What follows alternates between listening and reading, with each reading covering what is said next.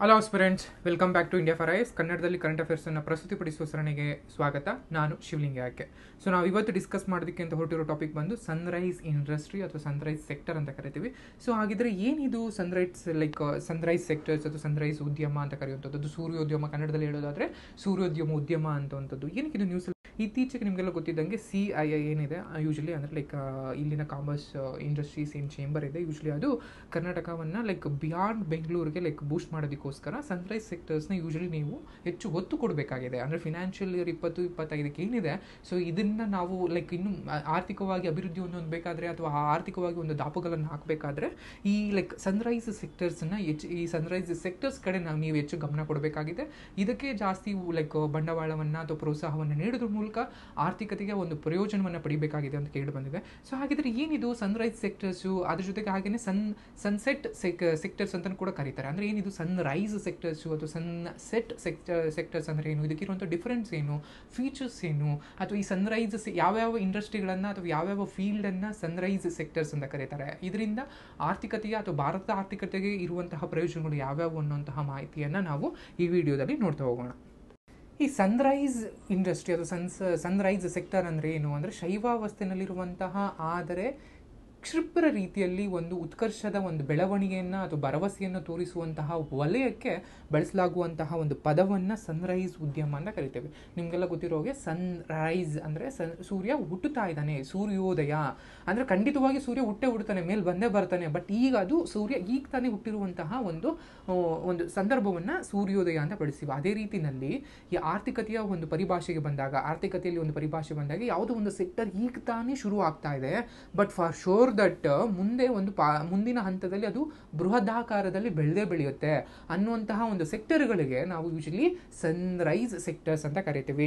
ಅಂದರೆ ಸಾಮಾನ್ಯ ಹೆಚ್ಚಿನ ಬೆಳವಣಿಗೆ ದರ, ಒಂದು ಹೈ ಡೆವಲಪ್ಮೆಂಟ್ ರೇಟ್ಸ್ ಅನ್ನು ಹೊಂದಿರುವಂತಹ ಅಥವಾ ಉನ್ನತ ಮಟ್ಟದ ಒಂದು ನಾವೀನ್ಯತೆಯನ್ನ, ತಂತ್ರಜ್ಞಾನದ ಒಂದು ಬಳಕೆಯನ್ನು ಹೊಂದಿರುವಂತಹ ವಲಯವನ್ನ ಯೂಶಲಿ ನಾವು ಸನ್ರೈಸ್ ಸೆಕ್ಟರ್ಸ್ ಅಂತ ಕರಿತೀವಿ. ಸೊ ಹಾಗಿದ್ರೆ ಅಂದರೆ ಶೀಘ್ರವಾಗಿ ಉತ್ಕರ್ಷದ ಒಂದು ಭರವಸೆಯನ್ನು ಹೊಂದಿರುವಂತಹ ಒಂದು ಉದ್ಯಮ ಯಾವುದಿರುತ್ತೆ. ಸೊ ಅಂದರೆ ಮುಂದೆ ಇದೊಂದು ಸ್ಕೈ ರಾಕೆಟ್ ರೀತಿಯಲ್ಲಿ ಒಂದು ಅಪೂರ್ವವಾದಂತಹ ಒಂದು ರೀತಿಯಲ್ಲಿ ಬೆಳೆಯುವಂತಹ ಒಂದು ಇದನ್ನು ನಾವು ಸನ್ರೈಸ್ ಇಂಡಸ್ಟ್ರಿ ಅಂತ ಕರಿತೀವಿ. ಫಾರ್ ಎಕ್ಸಾಂಪಲ್ ಕಾಮರ್ಸ್ ಯಾರಿಗೂ ಗೊತ್ತಿರಲಿಲ್ಲ. ಅಂದರೆ 2000 ಈಚೆಗೆ ಕಾಮರ್ಸ್ ಅಂದರೆ ಎಲ್ಲರೂ ಕೂಡ ಮೂಗು ಮುರಿತಾ ಇದ್ರು. ಅಂದರೆ ಯಾರಪ್ಪ ಆನ್ಲೈನಲ್ಲಿ ಅದೆಲ್ಲ ಆಗುವಂತಹ ಇದನ್ನು ಯಾವುದೂ ಬೇಡ. ನಿಮಗೆಲ್ಲ ಗೊತ್ತಿದ್ದಂಗೆ UPI ಟ್ರಾನ್ಸಾಕ್ಷನ್ಸ್ ಏನಿದೆ ಅಥವಾ ನಾವು ಇವತ್ತು ಬಳಸುವಂತಹ ಗೂಗಲ್ ಪೇ ಅಥವಾ Gpay ಏನಿದೆ, ಯೂಶಲಿ ಈ ರೀತಿಯಲ್ಲೇ ಒಂದು ಆರ್ಥಿಕ ಬದಲಾಗುತ್ತೆ ಅಂತ ನಾವು ಯಾರಾದರೂ ಒಂದು ರಾಜ್ಯಸಭೆ ಲೋಕಸಭೆ ಆನ್ಸರ್ ಮಾಡಿದಾಗ ಇದೇ ಮಾಜಿ ಫಿನಾನ್ಸ್ ಮಿನಿಸ್ಟರ್ ಆಗಿದ್ದಂತಹ ಚಿದಂಬರಂ ಸ್ವಾಮಿ ಅವರು ಕೂಡ ಆಡ್ಕೊಳ್ಳುವಂತಹ ರೀತಿಯಲ್ಲಿ ಮಾತನಾಡಿದ್ದಾರೆ. ಕಾಮನ್ ಮ್ಯಾನಲ್ಲಿ UPI ನಲ್ಲಿ ಬಳಸೋದಕ್ಕಾಗುತ್ತೆ, ಅದಕ್ಕೆ ಬೇಕಾದಂತಹ ಮೂಲಸೌಕರ್ಯಗಳಿದೆಯಾ, ಇದರಿಂದ ಆಗುವಂತಹ ಮಾತಾಂತವಂತಹ ಮೂಗು ಮುರಿದಿರ್ತಾರೆ.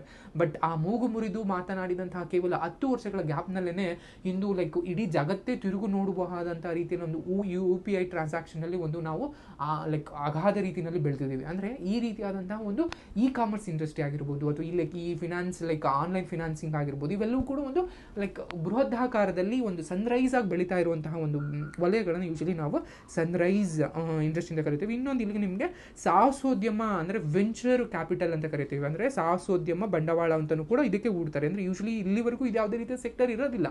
ಇದನ್ನು ಮುಂದೆ ಒಂದು ಬೆಳೆಯುವಂತಹ ಸೆಕ್ಟರ್ಗಳನ್ನ ಗಮನಿಸಿ ಇದಕ್ಕೆ ಹೂಡಿಕೆ ಮಾಡುವಂತಹದನ್ನು ನಾವು ಯೂಶಲಿ ಸಾಹಸೋದ್ಯಮ ಬಂಡವಾಳವನ್ನು ಹೂಡಿಕೆ ಅಂತ ಕರಿತೀವಿ. ಇದ್ರ ಪ್ರಮುಖ ಲಕ್ಷಣಗಳು ಯಾವ್ಯಾವು ಅಥವಾ ಏನು ಅಂತ ನೋಡೋದಾದ್ರೆ ಯೂಶಲಿ ನಮಗೆ ಇದು ಸೂರ್ಯದ ಉದ್ಯಮ ಗಣನೀಯವಾದಂತಹ ಮತ್ತು ತ್ವರಿತ ಬೆಳವಣಿಗೆ ಸಾಮರ್ಥ್ಯವನ್ನು ತೋರಿಸುವಂತಹ ಹೊಸ ಉದ್ಯಮ ಅಥವಾ ವ್ಯಾಪಾರ ಕ್ಷೇತ್ರವನ್ನು ಹೊಂದಿರುತ್ತೆ. ಅದರಿಂದಾಗಿ ಇದು ಗಣನೀಯ ಮತ್ತು ತ್ವರಿತವಾದಂತಹ ಒಂದು ಬೆಳವಣಿಗೆಯನ್ನು ಹೊಂದಿರುತ್ತೆ.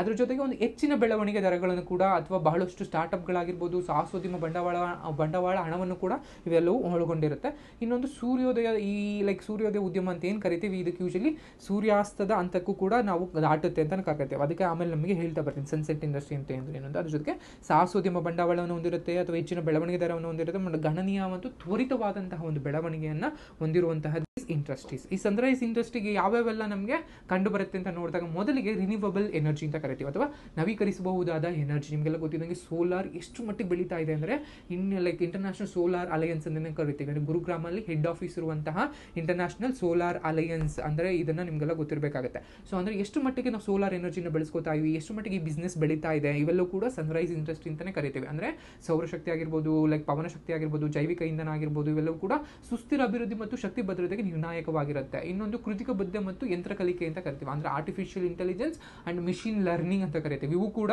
ಆರೋಗ್ಯ ಆಗಿರ್ಬೋದು, ಕೃಷಿ, ಉತ್ಪಾದನೆ, ಹಣಕಾಸು ಸೇರಿದಂತೆ ಒಂದು ಪರಿವರ್ತಕ ಸಾಮರ್ಥ್ಯವನ್ನು ಹೊಂದಿರುವಂತಹ ಕ್ಷೇತ್ರಗಳಾಗಿರುತ್ತೆ. ಇನ್ನೊಂದು ಎಲೆಕ್ಟ್ರಾನಿಕಲ್ ವೆಹಿಕಲ್ಸ್, ಅಂದರೆ ಎಲೆಕ್ಟ್ರಿಕ್ ವೆಹಿಕಲ್ಸ್ ಅಂತ ಕರಿತೀವಿ, ಅಂದರೆ ಇವಿಗಳು ಅಂತ ಕರಿತೀವಿ, ಅದು ಬ್ಯಾಟರಿ ಟೆಕ್ನಾಲಜಿ ಅಂತ ಕರಿತೀವಿ. ಇವು ಕೂಡ ಇಂಗಾಲದ ಹೊರಸೂಸುವಿಕೆಯನ್ನು ಕಮ್ಮಿ ಮಾಡುವಂತಹ, ಸುಸ್ಥಿರ ಸಾರಿಗೆಯನ್ನು ಉತ್ತೇಜಿಸುವಂತಹ ಒಂದು ಭರವಸೆಯ ಲೈಕ್ ಸೆಕ್ಟರ್ಸ್ ಅಂತಾನೆ ಕೂಡ ಕರಿತಿರ್ತೀವಿ. ಇನ್ನೊಂದು ಇಂಟರ್ನೆಟ್ ಆಫ್ ಥಿಂಗ್ಸ್, IoT ಅಥವಾ ಬಿಗ್ ಡೇಟಾ, ಇವು ಕೂಡ ನಿಮಗೆ ಗೊತ್ತಿದ್ದಂಗೆ ಸನ್ರೈಸ್ ಇಂಡಸ್ಟ್ರಿ ಪಟ್ಟಿಗೆ ಬರುವಂತಹದ್ದು. ಇನ್ನೊಂದು ರೋಬೋಟಿಕ್ಸ್ ಆಗಿರ್ಬೋದು, ಆಟೋಮೇಷನ್ ಆಗಿರ್ಬೋದು, ಬಾಹ್ಯಾಕಾಶ ತಂತ್ರಜ್ಞಾನ ಅಂತ ಕರಿತೀವಿ, ಅಂದರೆ ಸ್ಪೇಸ್ ಟೆಕ್ನಾಲಜಿ. ಇವತ್ತು ನಿಮಗೆಲ್ಲ ಗೊತ್ತಿದ್ದಂಗೆ ಇಲ್ಲಿವರೆಗೂ ಸರ್ಕಾರದ ಹೊಡೆತದಲ್ಲೇ ಇದ್ದಂತಹ ಸ್ಪೇಸ್ ಟೆಕ್ನಾಲಜಿಗಳು ಇವೆಲ್ಲ ಗೊತ್ತಿದ್ದಂಗೆ ನಿಮಗೆ ಕಾಸ್ಮೋಸ್ ಆಗಿರ್ಬೋದು, ಅಥವಾ ನಿಮಗೆ ಲೈಕ್ ಬೇರೆ ಬೇರೆ ಆದಂತಹ ಗುರುಕುಲ, ಅಗ್ನಿಕುಲ ಆಗಿರ್ಬೋದು, ಇವೆಲ್ಲವೂ ಕೂಡ ನಿಮಗೆ ಪ್ರೈವೇಟ್ ಸ್ಪೇಸ್ ಸೆಕ್ಟರ್ಗಳು, ಪ್ರೈವೇಟ್ ಸ್ಪೇಸ್ ಒಂದು ಇಂಡಸ್ಟ್ರಿಗಳು ಕೂಡ ಬರ್ತಾ ಇದೆ. ಇದು ಕೂಡ ನಿಮಗೆಲ್ಲ ಕರೀತಾ ಇದೆ. ಇನ್ನೊಂದು ಜಿನೋಮಿಕ್ಸ್ ಮತ್ತು ಬಯೋಟೆಕ್ನಾಲಜಿ, ಇವೆಲ್ಲವೂ ಕೂಡ ಒಂದು ಸನ್ರೈಸ್ ಉದ್ಯಮಕ್ಕೆ ಉದಾಹರಣೆಗಳು. ಇವೆಲ್ಲವೂ ಕೂಡ ನಿಮಗೆ ಸನ್ರೈಸ್ ಸೆಕ್ಟರ್ಸ್. ಭಾರತದಲ್ಲಿ ಸನ್ರೈಸ್ ಯಾವ್ಯಾವ ಸನ್ರೈಸ್ ಸೆಕ್ಟರ್ ಅಂತ ಕರೀತಾರೆ? ಮಾಹಿತಿ ತಂತ್ರಜ್ಞಾನ ಆಗಿರ್ಬೋದು, ಟೆಲಿಕಾಂ ವಲಯ ಆಗಿರ್ಬೋದು, ಆರೋಗ್ಯ ರಕ್ಷಣೆ, ಮೂಲಸೌಕರ್ಯ ವಲಯ, ರಿಟೇಲ್ ವಲಯ ಅಂಡ್ ಆಹಾರ ಸಂಸ್ಕರಣೆ, ಫುಡ್ ಪ್ರೊಸೆಸಿಂಗ್ ಇಂಡಸ್ಟ್ರಿ ಅಂತ ಕರಿತೀವಿ. ಇವು ಕೂಡ ಎಲ್ಲವನ್ನು ಕೂಡ ನಾವು ಭಾರತದಲ್ಲಿ ಸನ್ರೈಸ್ ಸೆಕ್ಟರ್ ಮಾಡ್ತೀವಿ. ಅಂಡ್ ಸನ್ರೈಸ್ ಸೆಕ್ಟರ್ಸ್ಗೂ ಸನ್ಸೆಟ್ ಸೆಕ್ಟರ್ಸ್ಗೂ ಏನು ಲೈಕ್ ವ್ಯತ್ಯಾಸ ಅಂದರೆ, ಯೂಶಲಿ ಸೂರ್ಯ ಹುಟ್ಟಿದ ಮೇಲೆ ಲೈಕ್ ಬೆಳಿತಾನೆ, ಅಂದರೆ ಸೂರ್ಯ ತಲೆ ನೆತ್ತಿ ಮೇಲೆ ಬರ್ತಾನೆ, ಆ ನಂತರದಲ್ಲಿ ಮುಳುಗಲೇಬೇಕು. ಅಂದರೆ ಪೂರ್ವದಲ್ಲಿ ಹುಟ್ಟಿದಂತಹ ಸೂರ್ಯ ಪಶ್ಚಿಮದಲ್ಲಿ ಮುಳುಗಲೇಬೇಕು. ಅದೇ ರೀತಿಯಲ್ಲಿ ಇವತ್ತು ಒಂದು ಬೆಳೀತಾ ಇರುವಂತಹ ಉದ್ಯಮ ಒಂದು ಪೀಕ್ ಲೆವೆಲ್ಗೆ ತಲುಪಿ ಆ ನಂತರದಲ್ಲಿ ಆ ಉದ್ಯಮ ಕೆಳಗೆ ಬೀಳಲೇಬೇಕು. ಸೊ ಇದನ್ನ ಬೀಳುವಂತಹ ಹಂತವನ್ನ ಅಥವಾ ಅದ ವ್ಯಾಪಾರವನ್ನ, ಬೆಳವಣಿಗೆ ದರವನ್ನ ಕಮ್ಮಿ ಮಾಡುವಂತಹ ಒಂದು ಸ್ಟೇಜ್ ಅನ್ನ ನಾವು ಯೂಶಲಿ ಸೂರ್ಯಾಸ್ತದ ಅಥವಾ ಸನ್ಸೆಟ್ ಉದ್ಯಮ ಅಂತ ಕೂಡ ಕರಿತೇವೆ. ಅದಕ್ಕೆ ಒಂದು ಬೆಸ್ಟ್ ಎಕ್ಸಾಂಪಲ್ ಅಂದ್ರೆ ಒಂದು ಕಾಂಪ್ಯಾಕ್ಟ್ ಡಿಸ್ಕ್ ಅಂತ ಕರಿತೀವಿ. ಅಂದ್ರೆ CD, ನಿಮಗೆಲ್ಲ ಗೊತ್ತಿದ್ದಂಗೆ 90s, 70s, 80s, 90s ಅಲ್ಲೆಲ್ಲ ನಿಮಗೆ CDs ಎಷ್ಟು ಮಟ್ಟಿಗಿತ್ತು ಅಂದ್ರೆ, ಟಿವಿಗಳಂದ್ರೆ CDs ಅಂದ್ರೆ ಟಿವಿ ಮಟ್ಟಿಗಿತ್ತು. ಇವತ್ತು ಯಾರು ಕೂಡ CDs ಅಥವಾ ಲೈಕ್ ಈ ಹೆಸರೇ ಕೇಳಲೆಲ್ಲ ಮರ್ತೋಗಿದ್ದಾರೆ. ಅಂದ್ರೆ ಈ ಒಂದು ರೈಲ್ ಒಂದು ಪೀಕ್ ಲೆವೆಲ್ಗೆ ಹೋಗಿದ್ದಂತಹ ಇಂಡಸ್ಟ್ರಿ ಕೆಲವೇ ವರ್ಷಗಳಲ್ಲಿ ಬಿದ್ದೋಗ್ತು. ಸೊ ಇದನ್ನ ಸನ್ಸೆಟ್ ಅಂದ್ರೆ ಮುಳುಗುವಂತಹ, ವ್ಯಾಪಾರವನ್ನ ನಿಲ್ಲಿಸುವಂತಹ ಒಂದು ಉದ್ಯಮ ಏನಿರುತ್ತೆ ಅದನ್ನ ಸನ್ಸೆಟ್ ಉದ್ಯಮ ಅಂತೀವಿ. ಸನ್ರೈಸ್ ಅಂದ್ರೆ ಈಗ ತಾನೇ ಶುರು ಆಗ್ತಿರುವಂತಹ ಸ್ಪೇಸ್ ಟೆಕ್ನಾಲಜಿ ಆಗಿರ್ಬೋದು, IoT ಆಗಿರ್ಬೋದು, ಮಿಷಿನ್ ಲರ್ನಿಂಗ್ ಆಗಿರ್ಬೋದು, ಇವೆಲ್ಲವನ್ನು ಕೂಡ ನಾವು ಈಗ ಶುರುವಾಗ್ತಿರುವಂತಹ ಒಂದು ಉದ್ಯಮಗಳು ಅಂತ ಸನ್ರೈಸ್. ಇದನ್ನು ಆರ್ಥಿಕತೆಗೆ ಹೇಗೆ ಉಪಯೋಗ ಆಗುತ್ತೆ? ಭವಿಷ್ಯದ ಆರ್ಥಿಕ ಬೆಳವಣಿಗೆಗೆ ಇವೆಲ್ಲವೂ ಕೂಡ ಒಂದು ಬೃಹತಾಕಾರದಲ್ಲಿ ಒಂದು ಪ್ರಯೋಜನವನ್ನು ನೀಡ್ತವೆ.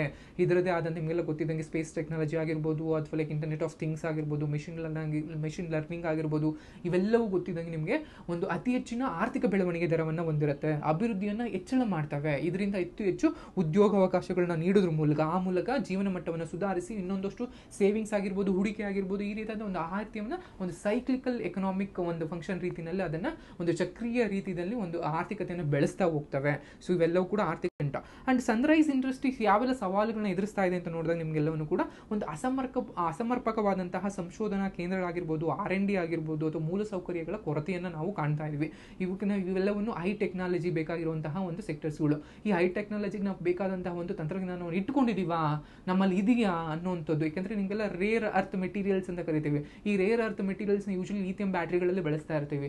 ಇವನ್ನ ನಾವು ನಮ್ಮ ದೇಶದಲ್ಲಿ ಅಥವಾ ಬೇರೆ ದೇಶದಲ್ಲಿ ಇದ್ರೂ ಕೂಡ ಇದನ್ನು ನಾವು ಎಕ್ಸ್ಟ್ರಾಕ್ಟ್ ಮಾಡ್ಕೊಳ್ಳೋದೇ ನಮ್ಗೆ ಗೊತ್ತೇ ಇಲ್ಲ. ನಾವೆಲ್ಲನೂ ಪೂರ್ತಿ ಚೀನಾ ಮೇಲೆ ಡಿಪೆಂಡ್ ಆಗಿದ್ದೀವಿ. ಅಲ್ಲಿ ಟೆಕ್ನಾಲಜಿ ತುಂಬ ಡೆವಲಪ್ಮೆಂಟ್ ಆಗ್ತಾ ಇದೆ. ಅಂದರೆ ಬೇರೆ ದೇಶಗಳಲ್ಲಿ ಆ ಟೆಕ್ನಾಲಜಿ ಇಲ್ಲ. ಸೊ ಅಂತಹ ಒಂದು ಟೆಕ್ನಾಲಜಿ ಇಲ್ದಲೇ ಇರುವಂಥದ್ದು ಅಥವಾ ಅಸಮರ್ಪಕವಾದಂತಹ ಒಂದು ರಿಸರ್ಚ್ ಸಂಶೋಧನಾ ಕೇಂದ್ರಗಳು ನಮ್ಮಲ್ಲಿ ಇಲ್ದಲೇ ಇರುವಂಥದ್ದು. ಅಂಡ್ ನುರಿತ ಅಂದರೆ ಲೈಕ್ ಅದಕ್ಕೆ ಬೇಕಾದಂತಹ ಒಂದಷ್ಟು ಪ್ರೊಫೆಷನಲಿಸಮ್ ಇರುವಂತಹ ಒಂದಷ್ಟು ವರ್ಕರ್ಸ್ ಇರಬೇಕಾಗತ್ತೆ. ನಮ್ಗೆ ಅದು ಕೂಡ ನಮ್ಮಲ್ಲಿ ಕೊರತೆ ಇರುವಂತಹ ಕೆಲಸದಲ್ಲಿ ನಾವು ನೋಡ್ತಾ ಇರ್ತೀವಿ. ಅಂಡ್ ಹಣಕಾಸು ಮತ್ತು ಹೂಡಿಕೆ ಅಂದರೆ ಹೊಸದಾಗಿ ಬೆಳೀತಾ ಇರುವಂತಹ ಇಂಡಸ್ಟ್ರಿಗೆ ಕೆಲಸದಲ್ಲಿ ಹೂಡಿಕೆ ಮಾಡೋದಕ್ಕೆ ಅಥವಾ ಅದಕ್ಕೆ ಹಣವನ್ನು ಹೂಡೋದಕ್ಕೆ ಕೆಲಸದಲ್ಲಿ ಎಲ್ಲರೂ ಹಿಂಜರಿತಾರೆ. ಅಂತಹ ಸಮಸ್ಯೆಗಳನ್ನು ಕೂಡ ಕಂಡರಿತಾ ಇದೆ. ಮತ್ತು ಸಂಕೀರ್ಣವಾದಂತಹ ಮತ್ತು ಹಳೆಯ ಒಂದು old systematic rules and regulations ಏನು ಮಾಡುತ್ತೆ, ಈ ಹೊಸದಾಗಿ ಏನಾದರೂ ಒಂದು ಮಾಡಕ್ಕೆ ಹೋದಾಗ ಯೂಶಲಿ ಅದನ್ನು ತಡೆಗಟ್ಟುತ್ತೆ, ಅಡ್ಡ ಹಾಕುತ್ತೆ. ಅಂತಹ ಒಂದು ಸವಾಲನ್ನು ಒಡ್ಡುತ್ತಾ ಇದೆ. ಇದಕ್ಕೆ ಪರಿಹಾರ ಕ್ರಮಗಳು ಏನೇನು ಅಂದರೆ ಒಂದು ನೀತಿಯನ್ನು ಅನುಷ್ಠಾನ ಮಾಡೋದು. ಇದಕ್ಕೆ ಬೇಕಾದಂತಹ ನಾವು ಸನ್ರೈಸ್ ಸೆಕ್ಟರ್ಗೆ ಬೇಕಾದಂತಹ ಒಂದಷ್ಟು ಬಜೆಟ್ನಲ್ಲಿ ಫಂಡ್ ಅಲೋಕೇಶನ್ ಮಾಡುವಂಥದ್ದು, ಇದಕ್ಕೆ ಆದಂತಹ ಒಂದಷ್ಟು ರೂಲ್ಸ್ ಅಂಡ್ ರೆಗ್ಯುಲೇಷನ್ ಪಾಲಿಸಿಗಳನ್ನು ಬಿಲ್ಡ್ ಮಾಡುವಂಥದ್ದು, ಪ್ರೈವೇಟ್ ಸೆಕ್ಟರ್ ಒಂದಿಗೆ ನಾವು ಯೂಶಲಿ ಕೊಲಾಬ್ರೇಷನ್ ಮಾಡಿಕೊಂಡು ಆ ಮೂಲಕ ನಾವು